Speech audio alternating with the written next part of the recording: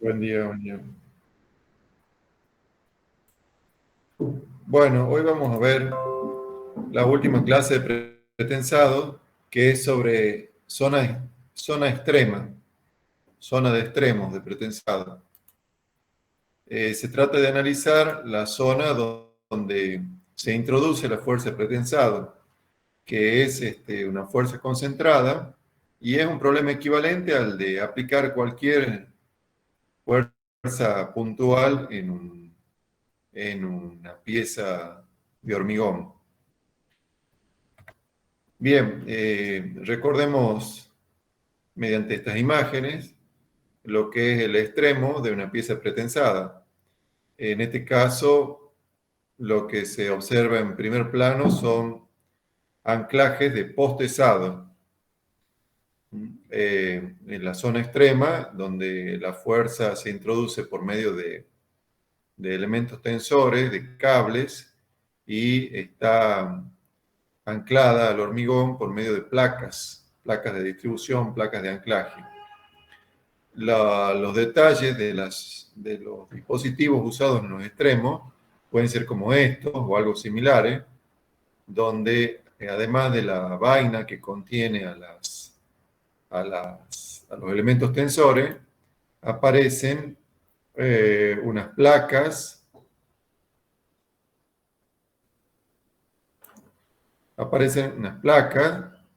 de distribución, y aparecen estos helicoides que lo que tratan es de confinar el hormigón que está encerrado en esta zona, para evitar problemas de fisuración localizada en esta zona, en la zona de introducción de la fuerza. Bueno, esta saliente que vemos acá es, como ustedes ya recordarán de clases anteriores, una manguera para poder inyectar las vainas. Bueno, acá vemos de nuevo un esquema en corte y en lateral de un dispositivo de anclaje de postesado. Observamos los cables, las cuñas, la placa de anclaje, esta trompeta, dentro de la cual se realiza el cambio de dirección, un cambio de dirección localizado del cable para ubicarlo ya en la vaina. Bien, hablemos un poco de esfuerzos de adherencia y longitud de transferencia. La principal fuente de esfuerzo de adherencia en vigas de hormigón pretensado es la adherencia por flexión, que se presenta en vigas pretesadas, ¿no? Entre los alambres o trenzas y el hormigón. Y en vigas postesadas, entre los elementos tensores y la lechada, y entre las vainas y el hormigón. Entonces ahí se desarrolla un mecanismo de adherencia. El elemento tensor trata de deslizarse adentro del hormigón, y lo que le impide que se deslice son las fuerzas adherentes, las fuerzas de adherencia. Estos esfuerzos de adherencia por flexión surgen por los cambios de tensión a lo largo de los aceros tesados, que resultan de la diferencia en los momentos flectores de secciones adyacentes de la viga. O sea que si hay diferencia de momento flector, van a aparecer estas fuerzas de adherencia, que son las que van a equilibrar los esfuerzos normales a un lado y a otro si uno analiza dos secciones próximas, ¿no? Un ejercicio que ya se ha hecho en numerosas ocasiones en otras asignaturas. Entonces, los esfuerzos de adherencia son proporcionales a la tasa de variación de los momentos flectores, ¿no? Cuando más grande la variación de momento, más importantes son estos esfuerzos de adherencia. O sea que si decimos que son proporcionales a la variación de momentos flectores, significa que son proporcionales a las fuerzas cortantes. En secciones de hormigón no fisurada, los esfuerzos de adherencia por flexión son bajos, pero una vez que el hormigón se fisura, estos esfuerzos aumentan de forma significativa. No necesitan tenerse en cuenta en el diseño de vigas pretensadas siempre que los anclajes estén adecuadamente proyectados. En las vigas pretesadas, una vez que se transfiere la adherencia, se cortan los anclajes, retiran los gatos y se transfiere la fuerza a la viga, eh, la zona cercana al extremo del elemento trabaja por adherencia a lo largo de una longitud llamada longitud de transferencia. Esta longitud depende de diversos factores, pero en general es aproximadamente eh, una altura de la viga. Aproximadamente estos fenómenos de adherencia se desarrollan en una longitud que es aproximadamente una altura de la viga y hay expresiones empíricas para determinar esta longitud de transferencia, o sea, la longitud en que eh, realmente se transfiere la fuerza de pretensado desde el extremo, en que en el extremo la fuerza de pretensado en un pretensado sería nula, hasta una zona, a ver si tengo un dibujo acá, bueno, sería algo como esto. Bueno, lo vamos a ver en detalle. Bueno, la cuestión es que hay una longitud de transferencia, una longitud donde se desarrolla estas fuerzas adherentes que lo que hacen es cambiar desde una zona eh, concentrada de aplicación de una fuerza a una zona en que se distribuye en todo el macizo de hormigón. Esa longitud en que se transfiere esa fuerza se puede determinar experimentalmente y se han obtenido estas expresiones. La longitud de transferencia en centímetros es un coeficiente por la tensión efectiva en el acero de tesado después de las pérdidas en unidades, en toneladas centímetro cuadrado, y por el diámetro de los alambres o trenzas en centímetros. Entonces, también otros ensayos indican que hay que agregar, que se puede calcular una longitud adicional más allá de la longitud de transferencia, y esa longitud es necesaria para desarrollar la resistencia total del acero a la rotura, o sea, en un estado último. Y es esta otra expresión parecida, que no igual, donde aparece adicionalmente sigma PS, que es la tensión de rotura del acero tesado. Entonces esa es una longitud adicional necesaria para desarrollar la resistencia total del acero a la rotura. Bueno, ¿qué pasa en la zona de anclaje? ¿Cómo se puede diseñar? En vigas de hormigón pretensado, la fuerza de tesado se introduce como una carga concentrada que actúa en una zona relativamente reducida, proporcional a la altura del elemento, de la barra, de la viga. En vigas postesadas con anclaje mecánico, la carga se aplica en la cara extrema. O sea, por ejemplo, en este caso, esto es un anclaje mecánico, o esto es un anclaje mecánico. Entonces la fuerza se aplica acá mediante esa placa de anclaje. Se aplica en la zona extrema, en la cara extrema. En cambio, en vigas pretesadas, se introduce más gradualmente a lo largo de la longitud de transferencia. En los dos casos, la distribución de tensiones de compresión en el hormigón se vuelve uniforme, acá dice se vuelve lineal, pero en realidad quiere decir se vuelve uniforme, después de una distancia desde el extremo aproximadamente igual a la altura de la viga. ¿Qué quiere decir esto? En el punto donde yo introduzco la fuerza de pretensado,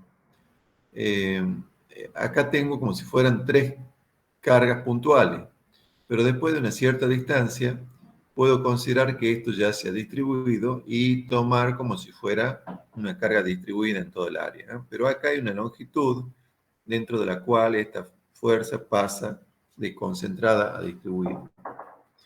Y esa es la longitud que llamamos longitud de transferencia. y, como digo, es aproximadamente igual a la altura de la viga.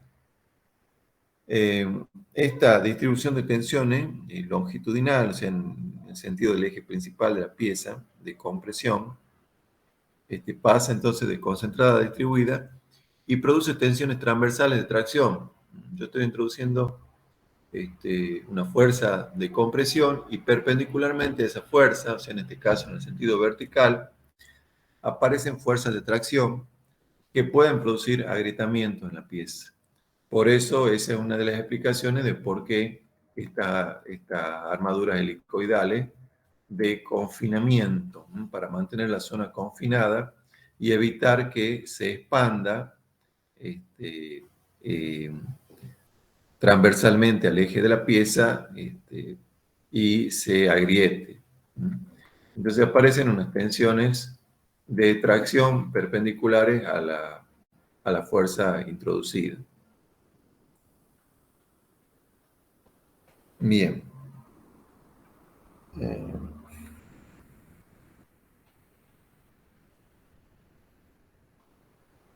En general, tanto en vigas pretesadas como postesadas, se proyectan bloques extremos como el de esta figura, o como el de esta figura. A ver. Y esos bloques extremos, o sea, cierta concentración de armaduras que se hacen en la zona extrema, que son para evitar la aparición de esas fisuras y también para acomodar los dispositivos de anclaje. Acá en esta zona se produce los cables, se los separa, se los separa los elementos tensores para acomodarlos, para tener suficiente superficie de apoyo de cada uno de ellos. Y bueno, y esta zona extrema es la que hay que reforzar con armaduras especiales para evitar esos agrietamientos perpendiculares. Para el caso de cables con anclajes extremos usados en el postesado, la fuerza de pretensión se transmite al hormigón a través de placas de acero, bloque de acero o de hormigón. Es lo que venimos hablando. En este caso era un elemento, una placa de acero para aplicar la fuerza extrema. Entonces, a ver acá un segundito.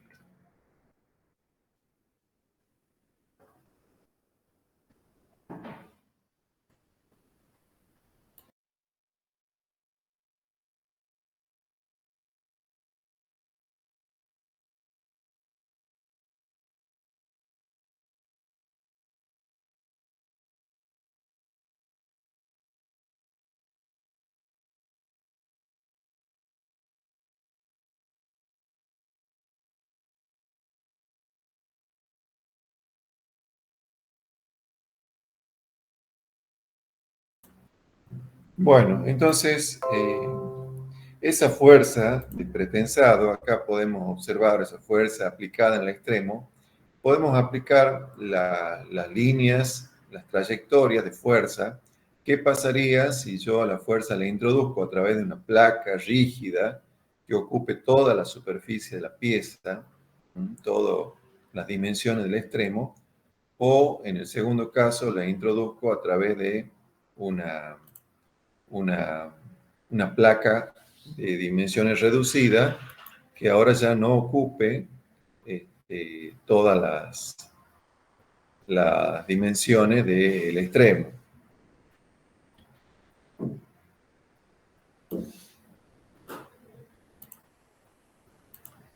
Entonces, en el primer caso, yo tendría trayectorias de tensiones horizontales, paralelas al eje axial de la pieza. En cambio, en el segundo caso, tendría unas trayectorias que presentan ciertas irregularidades, cierta inclinación cambiante, en una zona que es aproximadamente igual a la altura de la pieza, que es lo que vengo comentando, hasta que hay una sección en la que ya se horizontaliza. O sea, ya después de una determinada sección, da lo mismo que yo lo hubiera aplicado en una gran placa o en una placa reducida. O sea, hay una dimensión después de la cual las trayectorias de fuerza logran distribuirse en toda la sección de la pieza.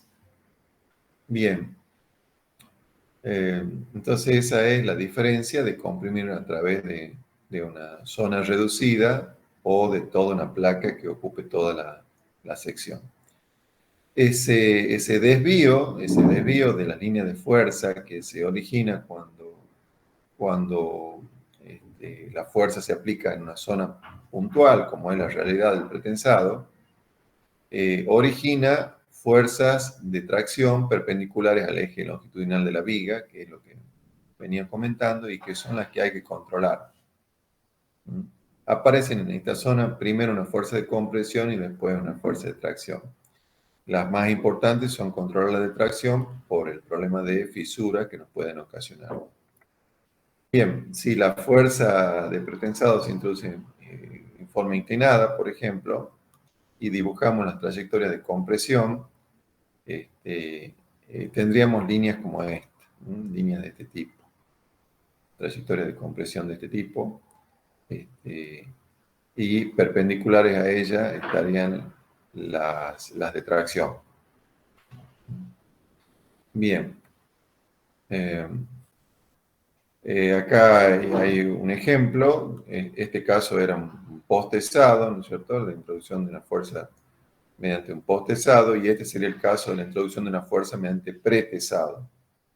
Acá hay un alambre que está esquematizado en línea de trazo antes de la transferencia y luego después de la transferencia, cuando el alambre ingresa parcialmente en la pieza.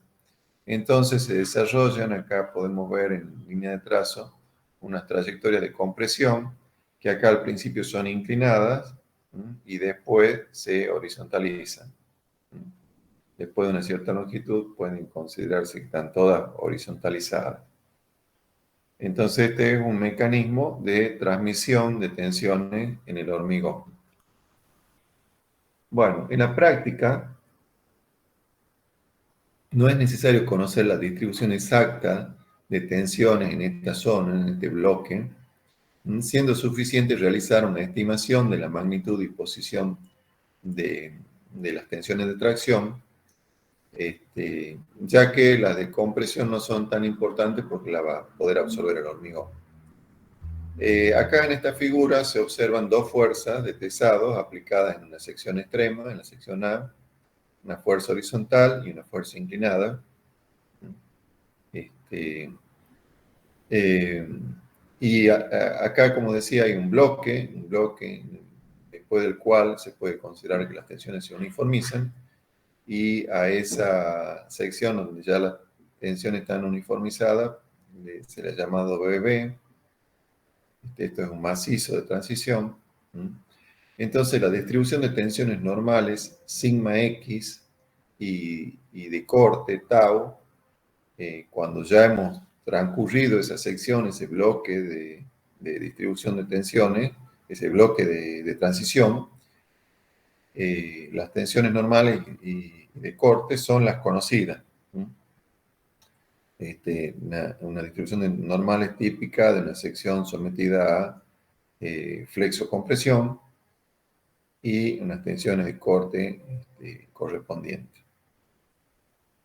Bien, lo que interesa entonces es evaluar de alguna manera práctica las tensiones que se presentan entre estas dos secciones, entre AA y BB, o sea, dentro del bloque extremo.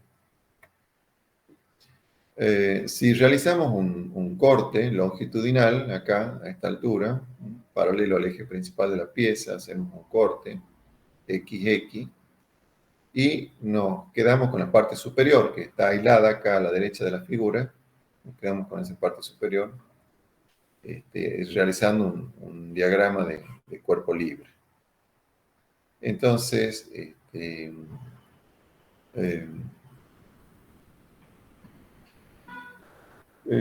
existen en la sección cuando realizamos el corte, se pone de manifiesto un momento flector, un esfuerzo cortante y una fuerza.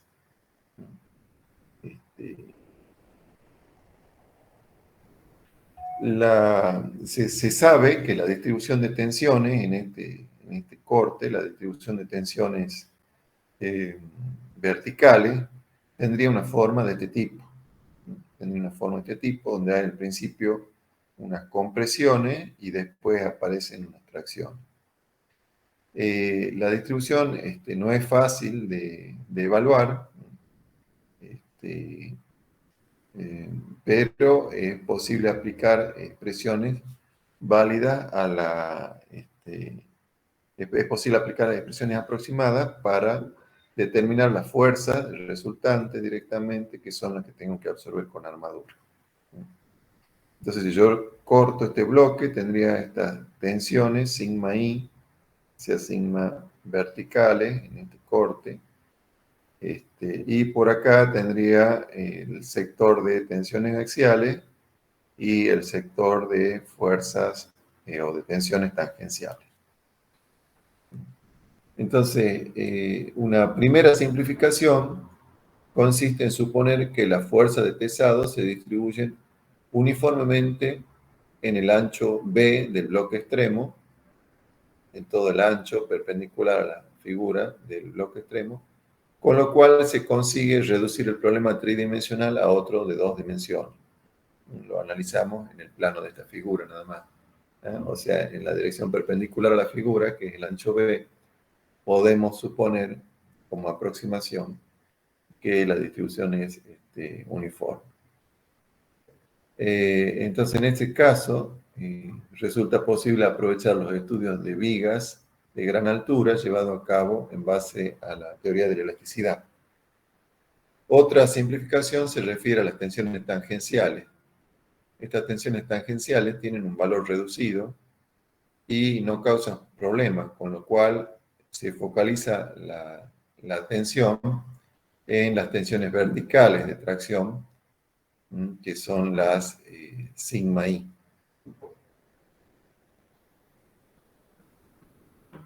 Bueno, este es un esquema entonces de posible distribución de esas tensiones determinadas de manera experimental o determinadas con medio de la teoría de la elasticidad. Entonces, si de nuevo en una figura, esta otra figura donde tenemos un bloque con una fuerza concentrada de pretensado, entonces tendríamos unas trayectorias de fuerza, una línea de fuerza, y tendríamos una distribución de tensiones sigma i si hacemos un corte en el eje de esta pieza, que tendrían una resultante de compresión al principio y luego una resultante de tracción. La distribución de tensiones sería esta, está marcada aquí. Hay una primera zona donde la pieza tiende a comprimir al eje, se tiende a comprimir, las tensiones tienden a comprimir el eje de la pieza, y hay una segunda zona inmediatamente después donde la pieza se tiende a abrir perpendicular a su eje axial, se tiende a traccionar. Entonces esta es la zona que nos interesa evaluar esa fuerza de tracción para cubrirla con armadura. Entonces, lo que interesa es conocer entonces la resultante de compresión y de tracción asociada a las tensiones estas sigma i. Si bien conviene optar por la determinación de las propias tensiones cuando ello sea factible, ¿no? Pero en general con conocer cuánto es C y Z va a ser suficiente. A continuación se presentan fundamentos básicos de métodos destinados al cálculo práctico. La primera forma de evaluar esas fuerzas C y Z sería usar el método de Magnell. Este método está basado en la consideración del bloque extremo como una viga de gran altura.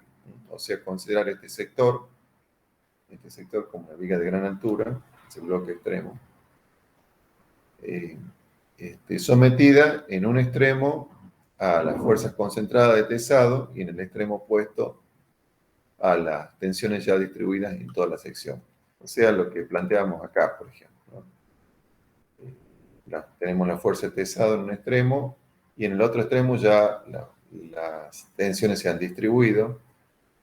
Entonces, el problema es aplicar acá, en este bloque, la teoría de las vigas de gran altura usando métodos de elasticidad. Eso es lo que hace Magnell y entonces determina el momento flector M, acá en este corte, y la fuerza vertical H. Lamentablemente le han llamado H a la fuerza, tendrían que haber llamado B, figura. En esta sección XX, donde se requieren las tensiones sigma I. Acá está el diagrama de tensiones sigma I, probable distribución. En general, esta sección XX dominante, porque nosotros tenemos que hacer cortes a diferentes alturas, diferentes secciones XX, pero en general esa sección XX dominante es la que está en coincidencia con la fuerza de corte horizontal Q máxima. Y en correspondencia con ella se realiza el cálculo. Entonces, esta expresión, a continuación propuesta por Magnell, es experimental y dice que la tensión sigma I vale un coeficiente K sub 1, que ya vamos a ver cómo se obtiene, por M sobre B de cuadrado. Esto sería como un momento reducido. M dividido en B por D al cuadrado. B y D son las dimensiones transversales de la pieza. Más otro coeficiente, K sub 2, por H sobre B por D. Esto sería una fuerza reducida, una fuerza dividida en el área, una tensión. Bien, entonces...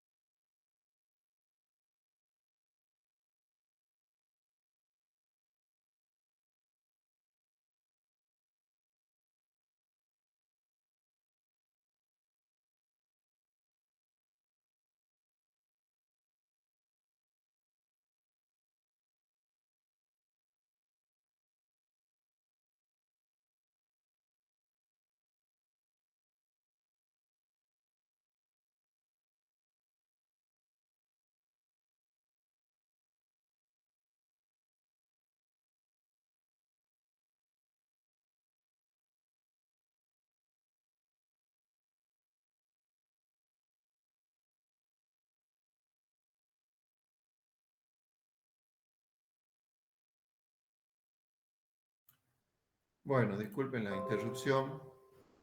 Entonces, retomando el tema, decía que, Magnell hace este planteo con origen experimental para determinar las tensiones sigma I.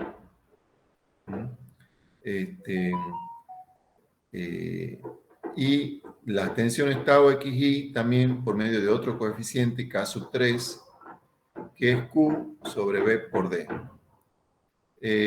B y D, como decía, representan el ancho promedio y la altura del bloque extremo, Y K1, K2 y K3 son coeficientes que se sacan de una tabla en función de la distancia X a el extremo. O sea que yo voy a ir analizando distintas secciones y voy a poder ir evaluando sigma sub i y tau xi en función de la distancia horizontal a la sección extrema eh, del bloque de anclaje. Fíjense, esto varía de 0 a 1. Esta distancia horizontal es relativa a la longitud d, o sea, es x sobre d. O sea que cuando x es igual a d, vale 1. Y puedo ir obteniendo para distintas posiciones, entonces, avanzando en un 10% en cada caso, puedo sacar los tres coeficientes K1, K2 y K3, que voy a aplicar en esta ecuación. O sea, ¿cómo hago con esto? Por ejemplo, avanzo un 10% de x sobre d. En esa sección evalúo cuánto vale m, el momento flector, cuánto vale h, la resultante de fuerza en este corte, y cuánto vale q por equilibrio de fuerza. Entonces, conozco las dimensiones geométricas b y d, y con ello saco el sigma y el tau. Si se quiere hacer un análisis más estricto, tienen que calcularse las tensiones longitudinales sigma x y junto con sigma i y tau xi determinar en cada punto la tensión principal de tracción. Sin embargo, es posible en general prescindir de este análisis y proceder solamente a la evaluación de las tensiones transversales sigma i. O sea, sacar solo el sigma i de aquí para sacar una resultante luego de fuerza de tracción y absorberla con armadura. Porque si yo tengo este diagrama de tensiones, lo multiplico por el área y puedo sacar la fuerza de tracción que la tengo que absorber con armadura. Entonces ese sería un método, el de Magne. Hay otra forma que sería el dimensionado en base a fuerzas totales D y H. Entonces, es posible encarar la solución a partir de fuerzas de compresión y tracción D y Z, perdón, respectivamente. O sea que saco Z, la resultante de tracción, y C o D, como se le ha llamado acá, la resultante de compresión. Y estas surgen del momento flector M y del brazo de palanca Z, el brazo elástico, para el cual puede adoptarse en forma práctica que Z sea 0,42 de D, donde con D se indica ahora la longitud del bloque extremo igual a su altura. O sea que Z, la fuerza de tracción, es el momento M sobre el brazo de palanca Z, que es 0,42 de D. En las figuras que siguen se ilustran dos casos de vigas postesadas. La viga comprimida axialmente y la viga comprimida por dos fuerzas. En el primer caso, el caso superior, una viga con fuerza de compresión, una sola fuerza de compresión, una placa, y en el caso de abajo, dos placas de pretensado, o sea, dos fuerzas de compresión. A la derecha se indican los diagramas de momento a la altura del bloque, a partir de la cual se dan las expresiones para el cálculo de la fuerza de tracción Z en cada caso. O sea que tenemos una distancia D en la cual estas tensiones se uniformizan, acá pasan de concentradas a distribuidas, y acá a la derecha se esquematizan los diagramas de momento correspondiente. Esto sería, fíjense, el momento como de dos voladizos. Esto se comporta como si fuera un empotramiento y estos dos voladizos, y esto se comporta como si fueran apoyo, como si fuera una viga con un apoyo acá con un voladizo y otro apoyo con un voladizo. Entonces esto sería el momento de tramo y esto el momento en la zona de apoyo, el momento de negativo en coincidencia con el apoyo. Entonces, Eh, entonces, se indican con esos diagramas de momento y se dan las expresiones para el cálculo de la fuerza de tracción Z, determinada las cuales el dimensionado de la armadura se convierte en una tarea de rutina. O sea, si yo conozco la fuerza total Z, ya es fácil obtener las armaduras.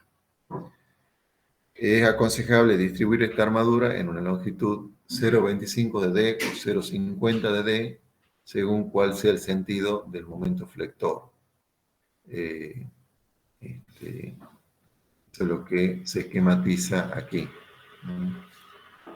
Hay una longitud recomendada para distribuir el momento flector. Así,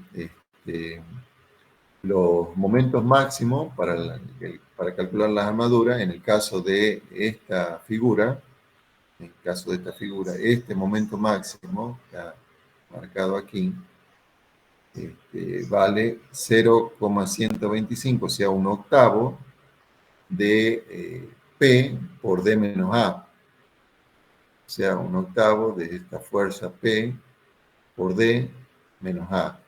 Eso se puede deducir fácilmente o sacar de una tabla. Entonces, si se reemplaza, a partir del momento máximo, se reemplaza por esta expresión 6, se puede obtener el valor de Z, que es la fuerza de tracción, como 0,3 de P por 1 menos A sobre D. Entonces, todos estos valores son conocidos. Conociendo la fuerza total de tracción, lo único que resta es dimensionar las armaduras. En el caso de la figura 35B, o sea, en el caso de esta figura con dos fuerzas pretensado, para obtener el momento máximo, M1 y M2 los puedo calcular o sacarlos de una tabla con estas expresiones. 0,125, o sea, un octavo de la fuerza P por 4 F cuadrado sobre D menos 0,5 de A, y eso sería para el valor de M1, donde F es esta distancia que hay desde la fuerza hasta el extremo. Esto sale por similitud, como les digo, de una viga apoyada en estos dos puntos y con esta carga distribuida. Si ustedes calculan esta viga, con estos dos apoyos y esta carga distribuida, van a obtener este diagrama de momento. Si ustedes calculan esta viga con una carga, con una reacción en esta zona y esta carga distribuida, van a obtener este diagrama de momento. Bien.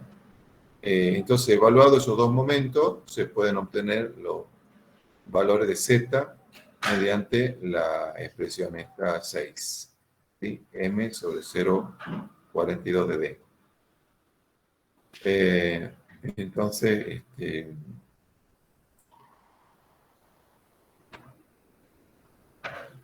ese es otro método. Hay un tercer método para poder dimensionar esta sección extrema, que es el uso de líneas de influencia.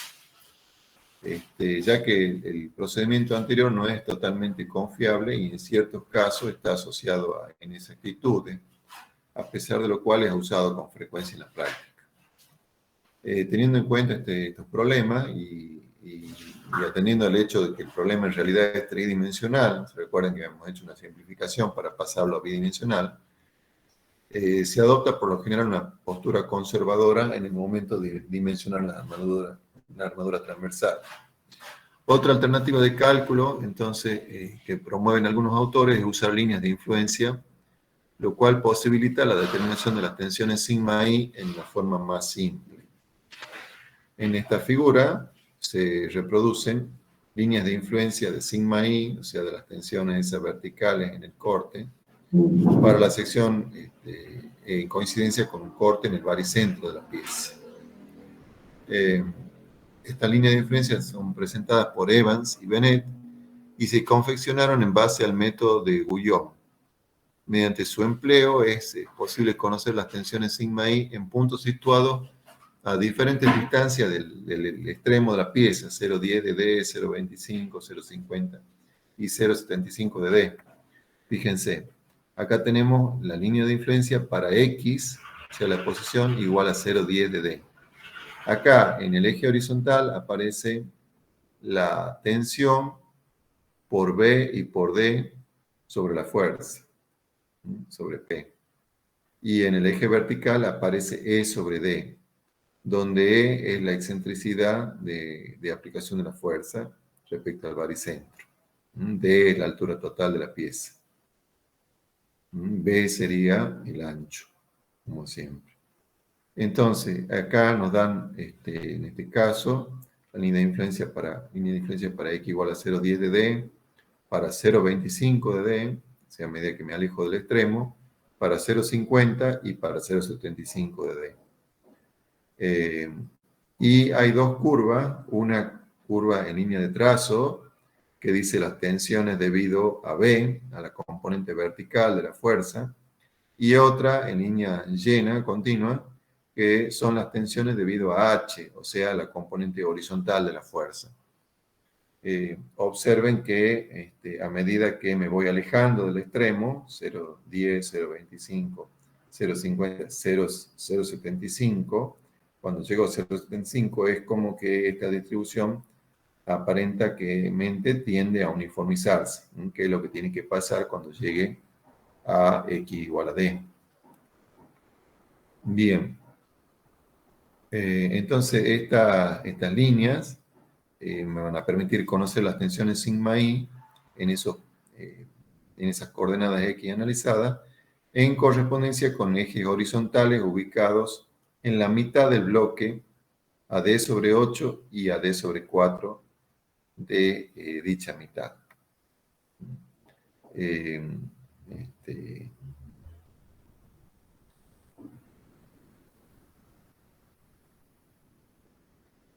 Bien, D sobre 4 sería 0,25, la mitad, y D sobre 8, que sería 0,125.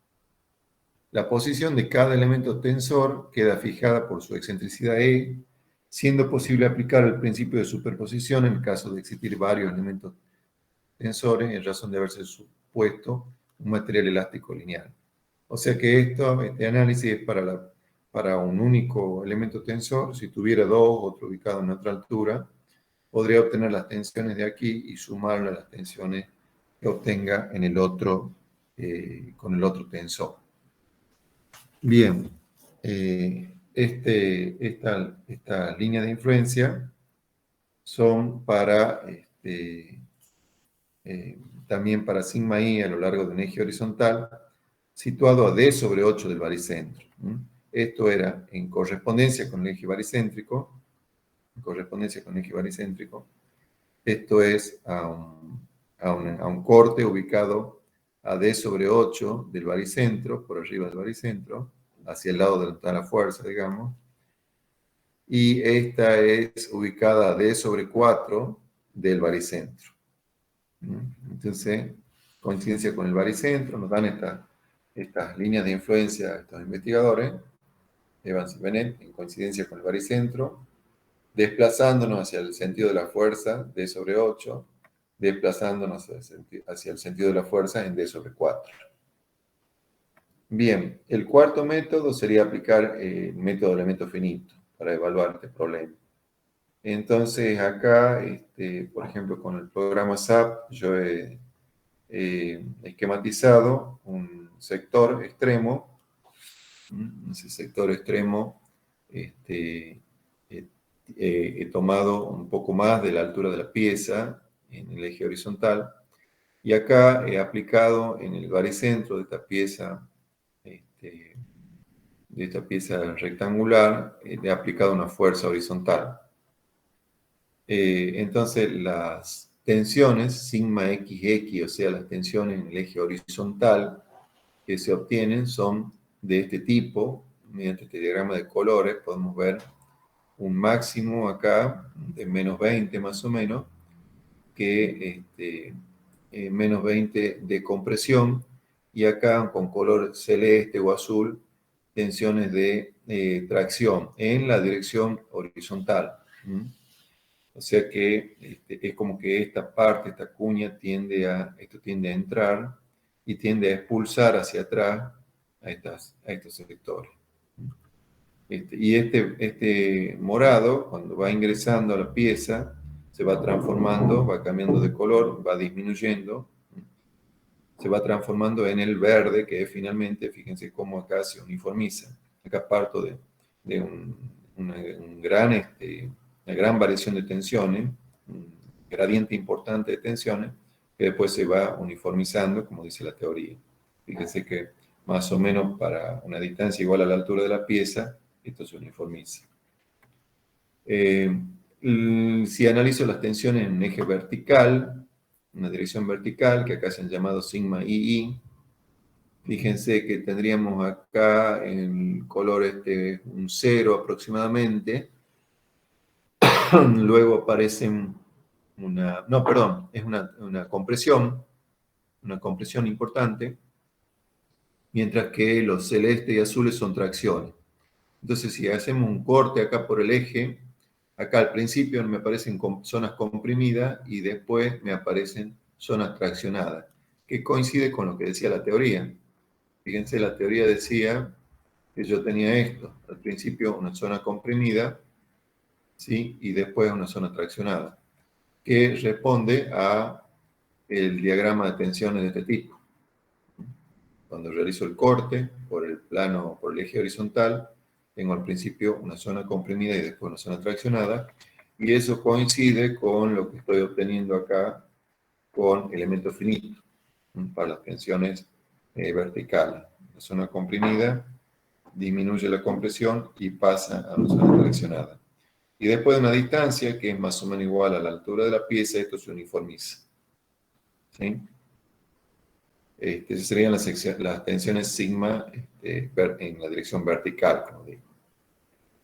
Este otro caso, donde he puesto una fuerza inclinada, que le he puesto mediante dos componentes, 0,30 hacia abajo y 0,70 hacia la derecha. Una fuerza horizontal de 0,70 y una fuerza vertical de 0,30. Si analizo ahora las tensiones, sigma XX, o sea, en la dirección horizontal, fíjense cómo ha cambiado, cómo se manifiesta ese componente vertical, produciendo la pérdida de simetría de las tensiones, y lo mismo para las tensiones verticales, sigma I, que son las horizontales.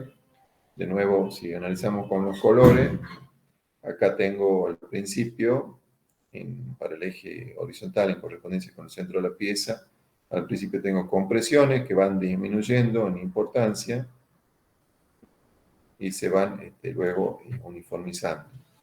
Y si analizo las tensiones verticales, también observo al principio unas compresiones y después unas tracciones. Fíjense, se lo ve más claro cuando uno analiza las tensiones principales, máximas y mínimas. Fíjense, estas serían trayectorias de compresión, o sea, de tensiones principales máximas de compresión, y acá de dimensiones reducidas, perpendiculares a ellos, se desarrollaría la tracción. Y esto coincide con lo que dice la teoría.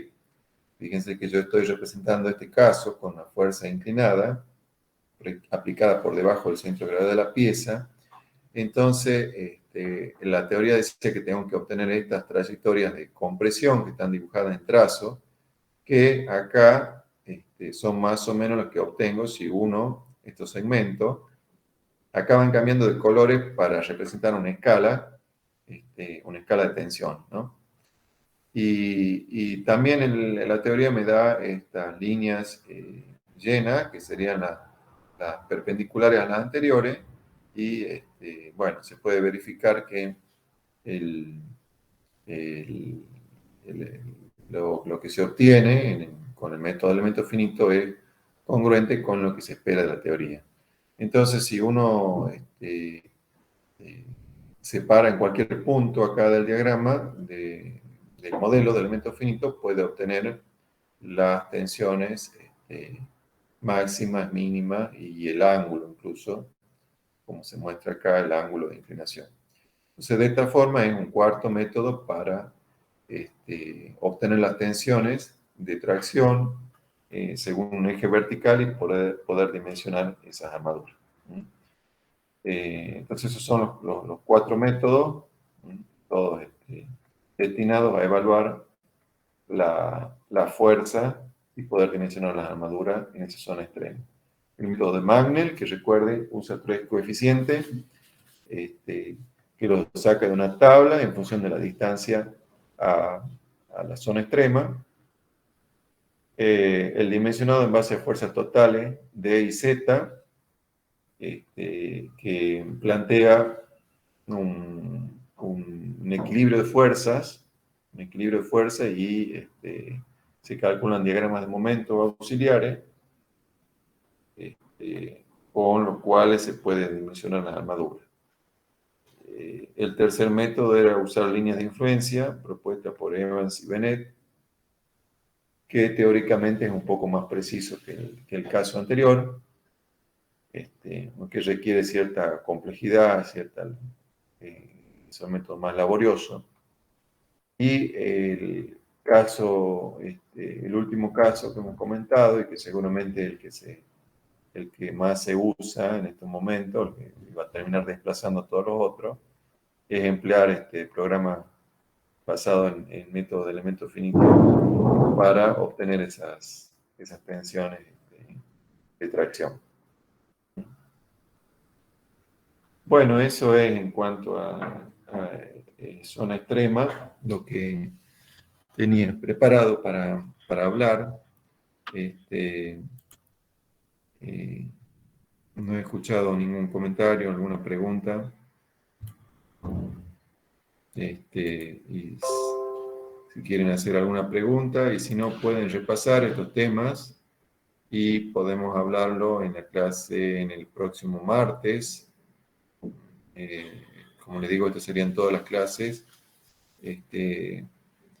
teóricas o teórico-prácticas, y el martes podríamos reunirnos a las 9, a ver si es que tienen preguntas de distintos temas. Y si no hay pregunta, o una vez que terminen las preguntas, empezar con la práctica directamente. Creo que va a ser complicado hacer una visita a un puente en estos momentos. De todas formas, el martes se los confirmo. Bueno, ¿alguna pregunta, alguna duda de cómo van con los prácticos? ¿Van bien, van tarde, van atrasados? La idea sería que traten de terminar todo lo más que se pueda antes de fin de año. ¿Algún Ingeniero, comentario? Sí. buen día. Nosotros tenemos un par de consultas, pero no sabemos si está el ingeniero Daciano ahora. Es sobre el tema que ella dio de su acabación, que en la parte de las correcciones. Miren, lo que pasa es que no es el horario de ella, entonces le sugiero que le envíen un mail para quedar de acuerdo con el horario de consulta de ella. Y si mejor los temas que ha dado cada uno, los temas que quieren hacer consulta, lo preguntan con el docente que los ha explicado, para que no haya ninguna diferencia de criterios. Así que envíenle un mail y quedan de acuerdo. Bien. Bien, ingeniero, gracias. Bueno, bien. Bueno, quedamos así. Nos vemos entonces el día martes a las 9.